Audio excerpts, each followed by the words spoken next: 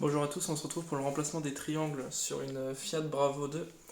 Donc tout ce que je vais vous dire dans cette vidéo pourra s'appliquer sur vos véhicules puisque on a en fait sur cette voiture un système de triangulation qui est très standard et donc 90% des voitures sont faites de la même manière. La première étape va être de lever la voiture et de la stabiliser sur des chandelles. On ne peut pas la monter sur des rampes puisqu'on va devoir démonter les roues. Avant de lever la voiture, ce qu'il faut faire c'est en retirer le frein à main.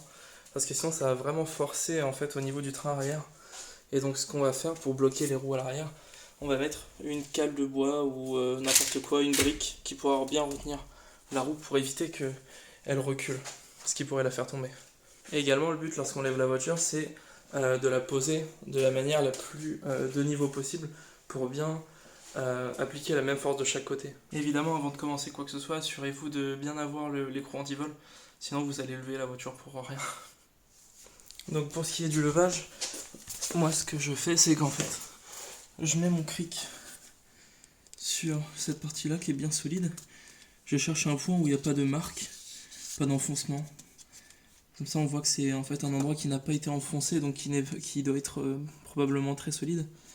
Et ensuite je pose du coup ma chandelle à un emplacement, je sais pas si vous allez bien voir, j'essaye d'éclairer. En fait on a ici deux petits marqueurs, je pousse la chandelle. Deux petits marqueurs ici sur le bas de caisse. En fait c'est l'endroit renforcé pour lever la voiture. Donc il sera totalement capable de supporter le poids de la voiture sur la chandelle. Donc je la pose là. Voilà, et après je peux faire redescendre la voiture. Donc on regarde bien que ça ne plie pas. Voilà. Et puis on peut aller faire l'autre côté.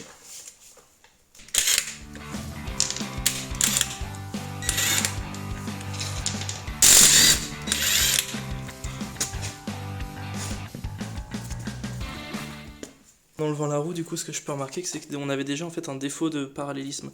On voit que le côté gauche du pneu est quasiment lisse, alors qu'ici, il reste bien plus de gomme. Mais bon, l'ensemble du pneu est vraiment très usé, donc il va être changé. Donc là, on avait bel et bien un souci. Du coup, maintenant, avant d'aller plus loin, ce que je vais faire, c'est que je vais ouvrir le carton des pièces que j'ai reçues, et je vais comparer avec les pièces existantes pour m'assurer que ce soit bien les bonnes pièces. Donc là, déjà, on est sur du pur autodoc. On a une des deux qui a déjà été ouverte. Donc, ça se trouve, le mec il avait commandé les deux en référence, il avait pas compris qu'il y avait un droite et un gauche. J'espère que la pièce va pas être défectueuse, qu'il n'y aura pas de souci dessus. Donc là on voit bien que si je mets la pièce dans le bon sens, la rotule se retrouve dans le sens inverse. Donc ça c'est la pièce qui va aller du côté droit. Donc là si on regarde, on a bien le cylinder bloc. Et comme ça, au bout, on a bien cette fixation également. Et au niveau de la rotule, si on arrive à voir, voilà, on a bien un système de rotule qui ne se vise pas en fait, un système qui est verrouillé par le boulon qui passe à travers. Donc là ici on peut voir que ça ira en fait se loger, si j'arrive à vous le filmer, dans la fente qu'on peut voir là en dessous. Ensuite la dernière comparaison, la taille. Donc là, à vue d'œil, je dirais que... Hop. C'est pas évident d'une main. À vue d'œil, je dirais que c'est bien la bonne pièce. Donc on va pouvoir passer au démontage.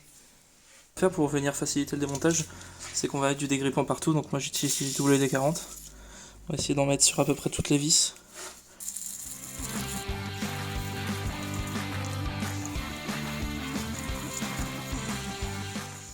De l'autre côté en même temps, on aura le temps d'agir. Donc on a vu qu'on a également une vis qui se trouve là derrière. Donc on va devoir déposer ce qu'il y a devant. Donc c'est le cache par bout ici. Donc ça tient par des vis de 10 et des vis cruciformes. Donc je vais voir peut-être avec une clé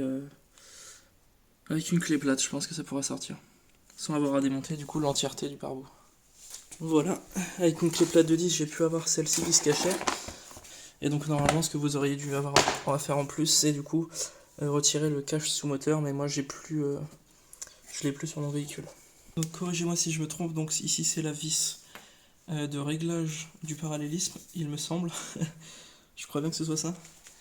Et donc ce qu'on va faire, on va prendre une douille de 21, moi j'ai pris à choc parce que je suis un peu feignant. Et on va venir retirer ce boulon.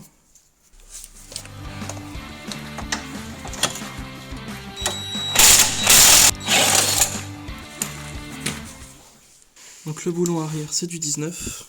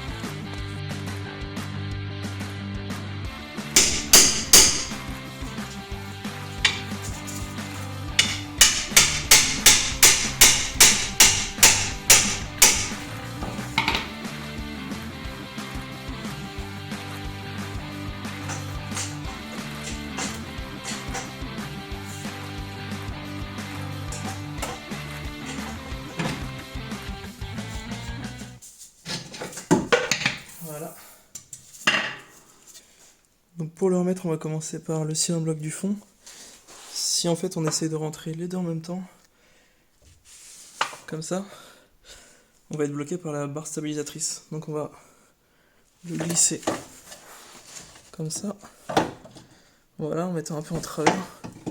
Et ensuite on va pouvoir monter le deuxième cylindre bloc dedans. Et on va jouer un petit peu avec pour réaligner avec les trous pour passer les boulons.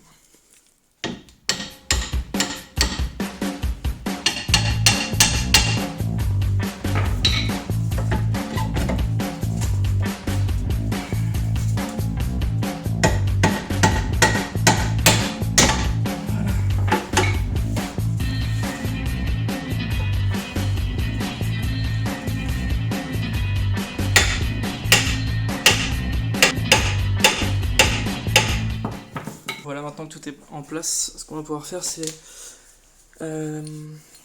brosser tous les boulons avant de les remettre pour faciliter le démontage la prochaine fois qu'on aura à le faire.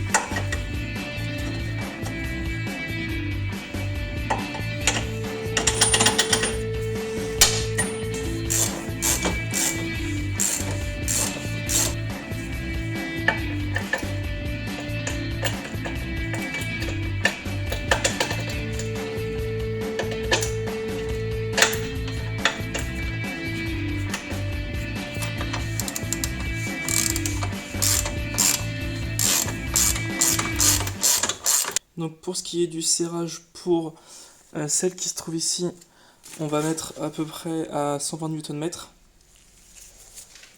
Pour celle qui est devant, on va mettre à 185 Nm. Et pour celle-ci, pour la vis de la rotule, on va se mettre à 70 Nm.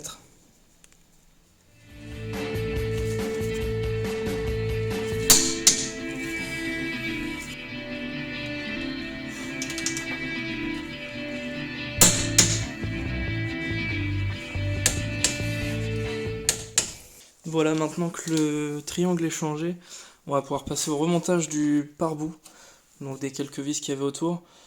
Étant donné que la majorité sont dans du plastique, ou même de toute façon c'est juste pour tenir un pare-bout, on va pas se les serrer très fort. Hein. Vous les mettez au contact et vous faites un petit quart de tour, un demi-tour et puis c'est bon. Voilà, je passe au montage. Voilà, maintenant que tout est remonté, que tout est resserré au couple, on peut remettre la roue et la resserrer également au couple. Moi ce que je mettrais comme couple au niveau des roues, je mettrais à peu près 110-120 Nm. Je pense que c'est largement suffisant par rapport au type de boulon. Et donc maintenant que ce côté est terminé, il ne vous reste plus qu'à faire exactement pareil de l'autre côté. Donc voilà, donc moi j'ai déposé le deuxième côté et je vais pouvoir du coup vous montrer la raison pour laquelle je l'ai changé. Donc là si on prend le neuf, on fait un peu levier, je cide. Voilà. Si on fait un peu levier, on voit que ça bouge, mais pas tant que ça. Et ici, donc là, je vais mon pied dessus pour le tenir. On voit qu'en fait, il retenait rien du tout. Je vais y aller comme ça dessus aussi. C'est vraiment beaucoup plus dur en fait. Là, ça y va vraiment tout seul.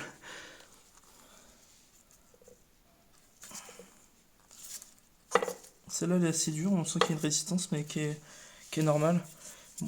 Et celle-là, elle bouge toute seule en fait. Voilà, maintenant que les triangles sont changés et que vous avez redescendu la voiture sur ses roues, vous pouvez aller chez votre garagiste préféré pour aller faire votre parallélisme. Il faudra compter à peu près 50 €. J'espère que la vidéo vous a été utile. Si c'est le cas, vous pouvez mettre un j'aime, également commenter la vidéo et vous abonner à la chaîne YouTube pour ne pas rater les prochaines vidéos. A plus.